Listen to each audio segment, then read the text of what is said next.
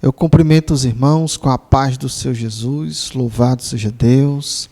Sejam bem-vindos ao nosso curso e nós iremos aqui dar continuidade à nossa disciplina de Introdução à Teologia. E hoje o nosso tema é a teologia e suas relações. Nesse tema a gente vai analisar o que tem de relação, entre as ciências ou algumas ciências com a teologia propriamente dita, Então, a gente vai trazer uma definição, mais um conceito de teologia, e vamos também ver algumas possíveis relações, e que há entre algumas ciências com a teologia. É claro que nós não iremos tratar aqui de todas as ciências, mas a gente vai trazer alguns exemplos de ciência que traz aí uma certa contribuição para o estudo da teologia. Então, o que é a teologia? A teologia como ciência. Ela é aquela teologia que trata aí das religiões ou do estudo das religiões e através de alguns livros que são adotados por essas religiões. Essas religiões têm esses livros como sagrado. Por exemplo, o cristianismo tem a Bíblia como livro sagrado. Então, nós temos aí o islamismo, que tem o Alcorão como sagrado, E temos outras religiões que têm os seus livros sagrados. Então, a teologia como ciência, o que é que ela faz? Ela pega esses livros, trata de estudá-los, e externar os seus conteúdos, as suas crenças, Então, a teologia como ciência, ela trabalha dessa forma, E ela, por ser uma ciência, a teologia, por ser uma ciência, ela acaba que se relacionando aí com as demais ciências, principalmente com a filosofia. Mas será possível haver uma relação entre a teologia e as demais ciências, como as ciências da natureza, por exemplo, as ciências humanas, Será que é possível haver uma relação entre elas? Alguns acreditam que não. Alguns consideram isso é impossível, muitas vezes. Outros dizem que é improvável. Outros acham que não tem como existir nenhuma relação entre a teologia e a filosofia, por exemplo, Muitas pessoas acreditam que a teologia jamais vai comungar com a filosofia e vice-versa, A gente vai avaliar também essas possibilidades. Será que há essa possibilidade de uma relação entre a filosofia e a teologia, Bom, é importante lembrar que a teologia aqui que está sendo estudada, que está sendo transmitida para os irmãos, é aquela teologia cristã, é uma teologia onde ela tem a sua fonte de estudo principal, é a Bíblia Sagrada, Ou seja, não é aquela teologia acadêmica, aquela teologia mais filosófica, Então, as relações entre as ciências e a teologia que serão abordadas,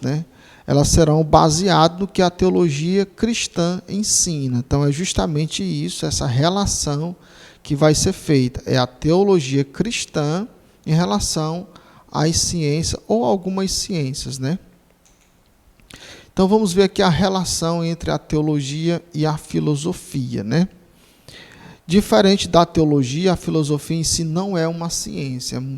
É importante a gente salientar que a filosofia ela não é trabalhada na academia como uma ciência, mas foi através da filosofia que surgiu todas as ciências que hoje nós estudamos, que hoje a sociedade tem, Por quê? Porque com a filosofia surgiu a curiosidade, o questionamento. A partir do momento que surge o questionamento, que surge a curiosidade, alguém vai procurar resposta para esses questionamentos. Quando essas pessoas começam a buscar essas respostas, então elas vão descobrindo aí as ciências que hoje nós temos conhecimento sobre elas, Então, a filosofia ela não é uma ciência, mas ela é a mãe de todas as ciências. é possível ver uma relação entre a teologia e a filosofia. Por quê? Porque as duas elas possuem alguns pontos em comuns, né? Alguns discordam disso, é claro, né? Alguns acham que a filosofia não pode contribuir de nenhuma forma, de nenhuma maneira com a teologia. Outros vão até mais além do que isso, dizendo que a filosofia é inimiga, né, da teologia. Nós temos aqui alguns exemplos, como Tertuliano, né? O Tertuliano, que é aí do século II, né, foi um grande teólogo, né, apologista também.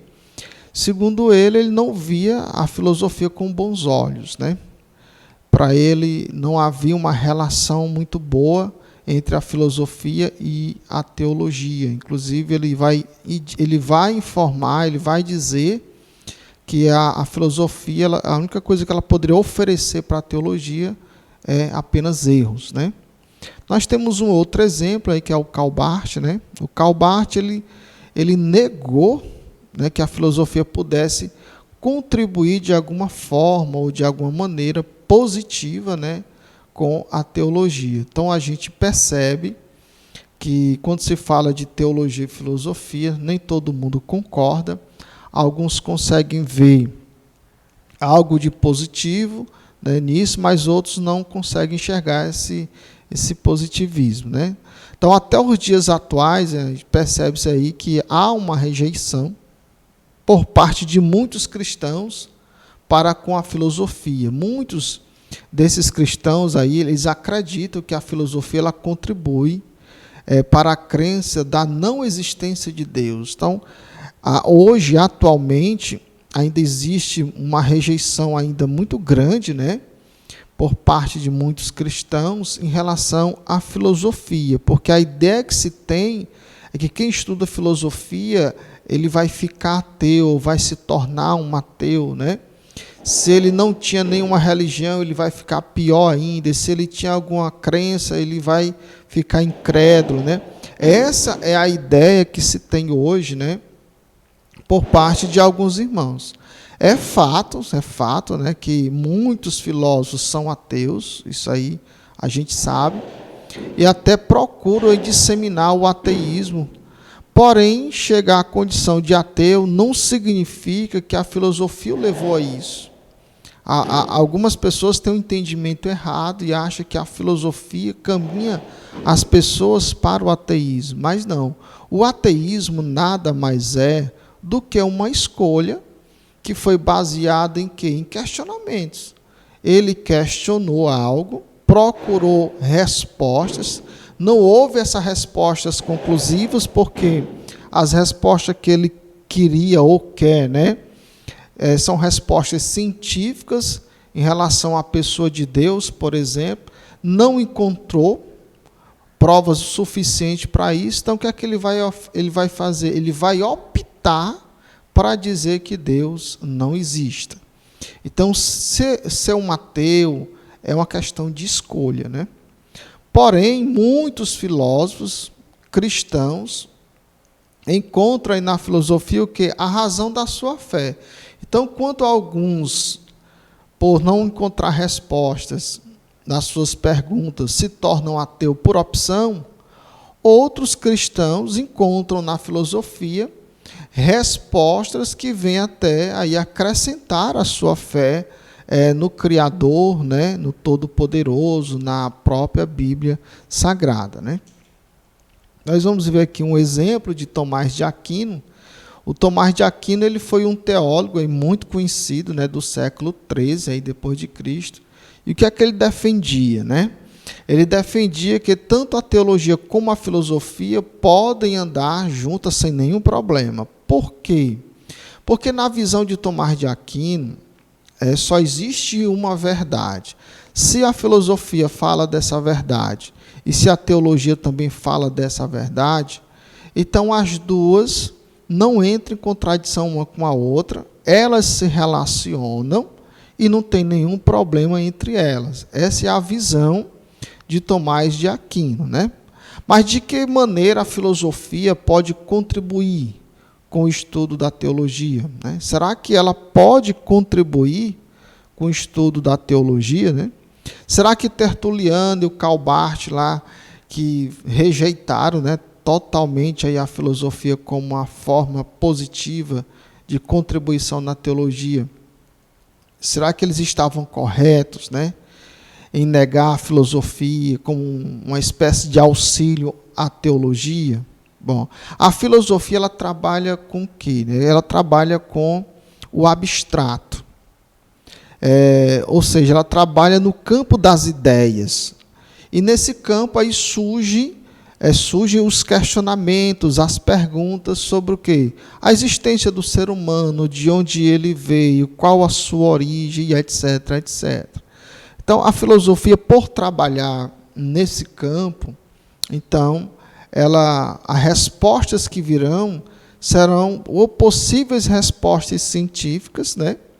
E se não vir uma resposta científica, ela vem de uma forma teórica, baseada em algum fundamento científico, né? Mas é através desses questionamentos aí que surgiram que algumas ciências que justamente vão trazer algumas respostas a essas perguntas. Vai responder todas as perguntas? Com certeza não, né?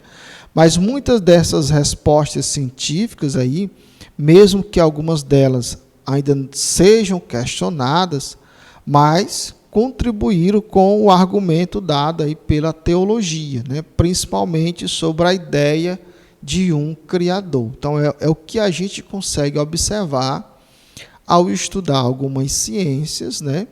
Onde elas apontam para aquilo que a teologia também aponta, né? Então, por isso que hoje é possível ver uma relação, sim, entre a teologia e algumas ciências como a filosofia, né? A teologia e as ciências físicas e naturais. E vamos apresentar aqui para você algumas dessas ciências, né? E vamos ver a relação que há entre elas e a teologia. Então, vamos primeiro ver a origem delas, né? Em que momento da história elas surgiram. Então, várias ciências elas surgiram aí a partir do século XV, né? Como a zoologia, a biologia, a física, a química, né? E outras ciências. Então, com essas descobertas aí dessas novas ciências, aconteceu uma revolução, né? No campo das ideias aí do mundo inteiro, na humanidade inteira, onde as pessoas começaram a fazer as suas observações de uma outra forma, de uma outra maneira, né? E que maneira é essa? Bom, essa maneira de ver o mundo aí era a maneira agora científica, né? Como agora essas ciências estariam vindo para dar algumas respostas, né? Aquilo que se questionava tanto, então as pessoas agora passavam a ver o mundo de uma visão científica, né? Uma visão mais concreta das coisas. E isso provocou o quê? Um conflito, né? Uma disputa entre a teologia da época, né? E as ciências físicas e naturais. Qual foi a razão desses conflitos? Bom, os conflitos entre a teologia e as ciências descobertas surgiram porque as pessoas já tinham uma visão de mundo apresentada pela teologia da época. A teologia já apresentava a visão por exemplo, da existência da natureza, da existência do ser humano, da existência de tudo que há, como sendo fruto de um ser que é todo poderoso, sobrenatural, criador dos céus e da terra, né? Que a Bíblia vai chamar ele de Deus. Essa era a visão teológica que o mundo inteiro tinha sobre tudo aquilo que era visível ao olho humano, né? Agora a ciência, essas ciências vinham trazendo aí uma visão aparentemente que traria um conflito, né, com essa visão teológica. Um exemplo bem simples é que a teologia informa, né, baseado na Bíblia, né, que o tempo para o mundo ser feito foi de 7 dias. Mas as ciências passaram a apresentar o que? Uma proposta diferente, né? que ao invés de ser 7 dias, foi de milhões de anos. Só que há um problema nessa visão científica e que muitas pessoas não conseguiram compreender ou talvez não conseguiram absorver de forma correta. Quando surgem essas ciências, surgem também muitas teorias, muitas teses. E essas teorias e essas teses, elas estão no campo das ideias, elas não são fatos, né? Elas não são fatos científicos. Então, isso gerou muita confusão na mente de muitas pessoas que passaram a absorver essas informações. O fato de uma teoria apresentar a ideia de bilhões de anos para a origem dos céus e da terra, do ser humano, não significa que isso é um fato. Isso é uma teoria, né? Os conflitos vão surgir aí. Os conflitos vão surgir nesse campo teórico entre a teologia, né, e os cientistas, né? Nem a ciência, né? É os cientistas, né? Então, conciliar o que a teologia propõe com o que é proposto pelos cientistas, naquele momento tornou-se o que? Muito difícil, né? Nesse período aí de conflito de ideias teológicas e científicas, muitos ficaram o quê? Confusos, né? Com a mente perturbada, cheio de controvérsias, né? O que aconteceu foi um abandono, muitas pessoas abandonaram a fé nesse período, porque não souberam, né, conciliar as duas coisas, né, o que a teologia dizia e o que os cientistas diziam de uma forma teórica, né? Na realidade, aí, o que foi proposto por parte dos cientistas, né, foram teorias científicas e não fatos, né? E é importante que o estudante de teologia ele compreenda muito bem essa questão para ele não ficar confuso, né? Uma teoria muito famosa, né, que é famosa até os dias atuais, né, ela surgiu no século XIX aí pelo Charles Darwin, foi a teoria da evolução. Essa teoria ela veio por esse cientista, né, com um objetivo, né, com uma proposta, né? E qual era esse objetivo? Era dar uma resposta científica sobre a existência de tudo que há, de tudo que existe, né? E essa resposta que ela veio dando aí, vinha contrariando que a versão cristã, ou a visão cristã, ou aquilo que a teologia já propunha para a humanidade, né, sobre a criação do mundo. Essa resposta científica, né, científica aí entre aspas, por que entre aspas, né? Porque ele não trouxe uma resposta científica, o que ele trouxe foi uma teoria para que ela pudesse explicar a origem de tudo que há. O problema nessa teoria é que ela nunca saiu do campo da teoria, ela nunca conseguiu ser comprovada, né? Não houve, até os dias atuais, como comprovar essa teoria, e por causa disso, ela continua no campo aí da teoria, né? Então, apesar de ser uma teoria, mas não somente na época, mas até os dias atuais, ela é apresentada como se fosse um fato científico, como se ela fosse uma verdade científica, né? Por vários anos, a teoria da evolução, ela passou a ser a teoria mais aceita, até mesmo mais do que a teoria criacionista que já existia, que era uma teoria que é apresentada aí pela teologia, né? Então, no século XV em diante, quando chega até o século XIX, onde essa teoria ela chega, né, dando resposta aí aos anseios, aos questionamentos das pessoas em relação àquilo que se vê, ela surgiu como uma espécie de salvador, né? Mas, na realidade, ela, apesar de ter tido muita força, né, mas ela foi perdendo essa força. Por que ela foi perdendo essa força aí? Chegou um momento, principalmente no século XIX e XX, né? Ela ganhou muito espaço, inclusive na comunidade científica, nas universidades, etc. Mas como nunca houve fatos ou evidências o suficientes que viessem a comprovar, ela começa a perder força. Muitos até abandonaram, né, a crença nessa teoria, porque abraçar essa teoria também é uma questão de fé, né? Ou seja, por falta de evidência, né, a teoria da evolução ela foi perdendo aí a sua força e também o seu valor com o passar dos anos.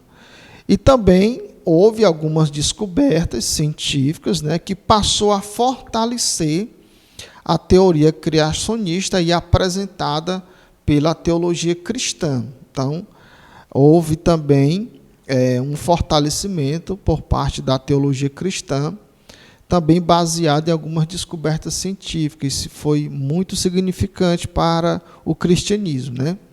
Então, com o avanço dos estudos, né, aí veio a biologia. A biologia, ela vai fortalecer essa ideia criacionista. Por quê? Porque na biologia, através dos estudos da biologia, vai descobrir-se o DNA humano.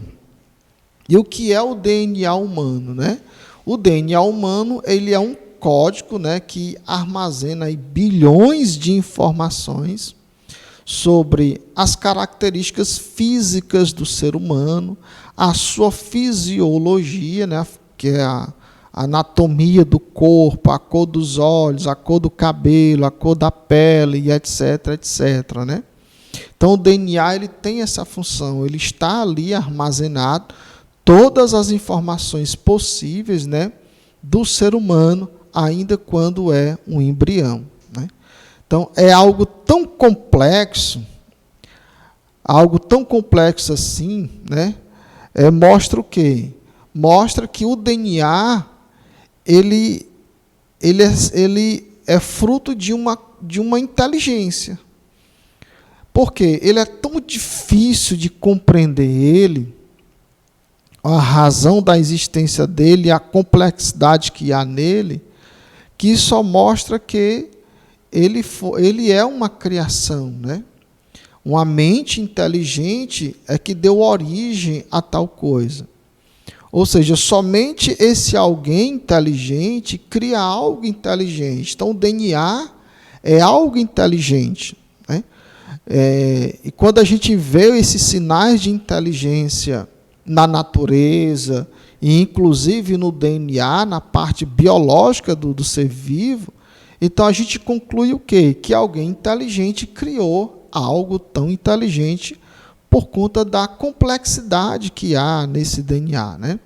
Então, isso que essa descoberta científica aí, ela aponta que não somente o ser humano, né, mas tudo que existe, né, tem origem em um ser, em um criador, e não em uma suposta evolução. Então, esse fato científico, ele contribuiu de uma forma significativa aí com a teologia, né, apontando aí para aquilo que a teologia já aponta, a existência, né, de um Criador. Então, a teologia cristã, ela já apresentava uma proposta, né, que diz o quê? Que as informações relacionadas à fisiologia do ser humano, elas já existem até mesmo antes do ser humano ser formado fisiologicamente. Então, a teologia já dizia isso. Essa descoberta do DNA, onde foi descoberto que no DNA tem toda a informação de como vai ser aquele ser humano que está sendo originado, né, formado, a teologia já dizia isso, né?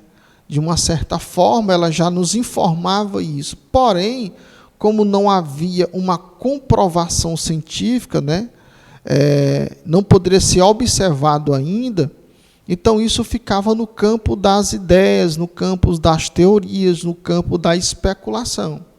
Mas, com a descoberta do DNA, então essa posição teológica aí, essa proposta teológica aí, ela passa a ser o que agora? Um fato, né? Então, no Salmo 139, por exemplo, a gente vai ver essa ideia sendo colocada em prática, né? O que é que o Salmo 139 diz? Os teus olhos viram o meu corpo, ainda informe, né? Forma de embrião, no caso. E no teu livro todas estas coisas foram escritas, as quais em continuação foram formadas, quando nem ainda uma delas havia, né? Então, o que é que o salmista Davi ele está informando, o que é que ele está dizendo, de acordo com a sua época, com a sua cultura, o contexto que ele vivia, né? O salmista é claro, né, que ele, em afirmar todas estas coisas estão relacionadas à formação do seu corpo, né?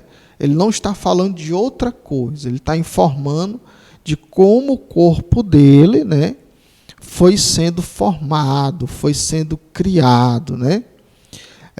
E ele vai dizer, nas suas palavras, né, que essa formação do seu corpo já estava escrita no livro de Deus.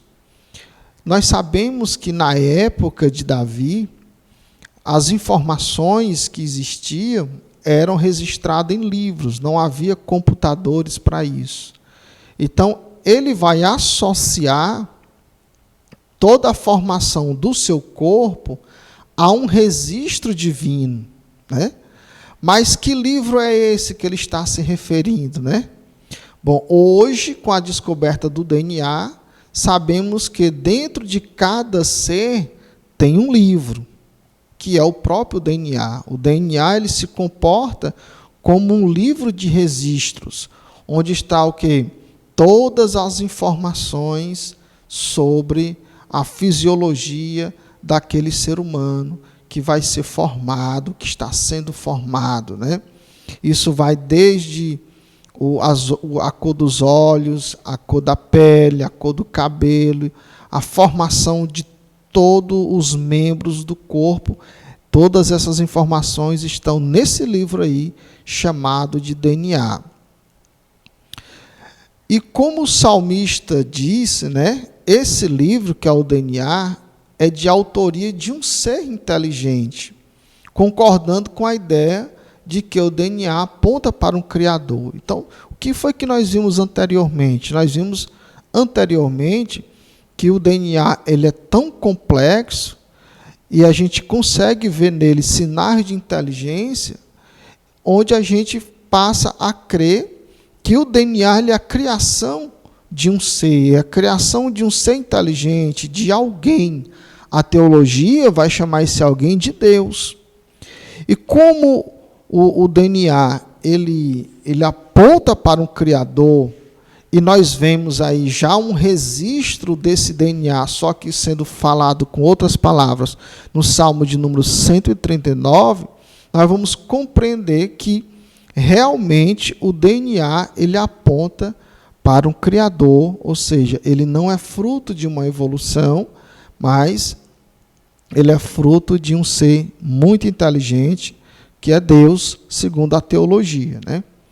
É importante que você, aluno, compreenda essa relação que há entre essas descobertas científicas e o que a teologia nos informa, né? É claro que você pode até perguntar, mas a expressão DNA não está escrita no Salmo 139. É claro que não está. DNA é uma palavra nova, é uma palavra dos nossos dias. Mas ele está lá de uma outra forma, ele é chamado de livro de Deus, um registro de Deus, ou seja, o salmista Davi está informando que Deus registrou tudo sobre a formação do seu corpo antes mesmo dele ser informado. E ele escreveu em um livro, essa é a visão de Davi. Nós compreendemos que toda a informação do ser humano está no DNA. Então, esse livro que Deus escreveu, na realidade, é o DNA humano. Então, tanto a teologia como o estudo da genética aí aponta para um Criador, né? Um autor de todas as coisas. Nós iremos ver agora uma outra ciência muito interessante que também se relaciona aí com a teologia, né? Que é a matemática. O que é a matemática, né? A matemática ela é uma ciência exata e ela tem contribuído muito aí com a teologia, né? Por quê? Porque ela tem mostrado aí evidências matemáticas, né, que apontam para um Criador que a teologia vai chamar de Deus. Então, quando se estuda a teologia, ela vai apontar como autor de todas as coisas que é um ser, uma pessoa sobrenatural, que é inteligente, né? E ela vai chamar essa pessoa de Deus. Então, a matemática ela vai nos dar informações de que realmente o que há, o que existem, né, é fruto de uma mente criadora, de um ser muito inteligente e não de uma suposta evolução. Então, na anatomia do corpo humano, por exemplo, né, é possível mostrar matematicamente uma evidência de que o ser humano ele é uma criação de Deus e não fruto de uma evolução. O Charles Darwin ele propôs uma resposta para aquela pergunta, né, filosófica, né? O que é o ser humano? De onde ele veio, né? Então, o Darwin ele propôs uma resposta científica, entre aspas, né, para responder essa questão, dizendo que o ser humano ele é fruto de um processo evolutivo, né? Não somente o ser humano, mas todo ser vivo que existe, né? Só que, quando a gente olha para a matemática, que é uma ciência exata, não é uma teoria, ela nos mostra o contrário, né? Então, observando aí o corpo humano, nota-se o quê? Um padrão. O ser humano, todo ser humano que nasce normal, ele tem um padrão. Qual o padrão que nós encontramos no corpo humano, né? O ser humano, todo ser humano é composto de cabeça, tronco e membros. Esses membros são divididos em dois, os membros superiores e os membros inferiores, né? Então, quando nós analisamos o corpo humano de acordo com a matemática, a gente pode representar esses padrões aí de uma forma numérica, que justamente é uma das funções da matemática. Ela observa os padrões que há na natureza e, através desses padrões, ela passa a representá-los de uma forma numérica. Então, o que é que a gente observa aí? A gente observa que nos membros inferiores, que são as pernas, nós encontramos o número 10. O número 10 é uma referência aos 10 dedos que há nas pernas de qualquer ser humano. Na mão esquerda dessa figura, nós encontramos aí o número 5, que é uma referência aos 5 dedos, né? Na cabeça, na região da cabeça, nós encontramos aí os 5 sentidos. Os 5 sentidos que todo ser humano tem, que é representado pelo número 6, né? São 2 olhos, um nariz, uma boca e 2 orelhas. Somando, encontramos o número 6. Na mão direita dessa figura, nós encontramos aí o número 5, que é uma representação aos 5 dedos. Então, qual foi o padrão numérico que nós encontramos na anatomia do corpo humano? O número 10, o 5, o 6 e o 5. Que isso tem a ver com a teologia. Que tipo de contribuição a matemática está dando aí com a teologia nessa questão? Bom, quando a gente estuda a teologia, nós descobrimos que Deus ele tem um nome. E esse nome divino, do qual a gente não consegue pronunciar, Alguns pronunciam como Jeová, outros pronunciam como Javé, outros pronunciam como Yavé, mas essas pronúncias são apenas especulações. Na realidade, nós não sabemos pronunciar o nome de Deus, porém, nos textos em hebraico do Antigo Testamento, o nome de Deus ele é escrito por 4 letras, que nós chamamos também de tetagrama, que é o Y, o H, o W e o H. De acordo com o alfabeto hebraico, cada uma das suas letras, elas significam um número, né? Isso é importante o estudante de teologia saber. O alfabeto hebraico, cada letra também representa um número. Então, quando nós analisamos o tetagrama, o nome de Deus, em uma forma numérica, de acordo com o alfabeto hebraico, nós encontramos os seguintes números. O Y, por exemplo, no hebraico, ele é o 10, o H é o 5, o W é o 6 e o H o 5. Então, nós encontramos o quê? Nós encontramos aí no tetagrama os mesmos números que nós encontramos na anatomia do corpo humano. O que isto significa, né? Isto significa que o ser humano, ele carrega no seu corpo o nome do Eterno, o nome do seu Criador, o nome do Todo-Poderoso. Então, a gente observa aí uma relação muito forte entre a matemática e a anatomia do corpo humano com a teologia.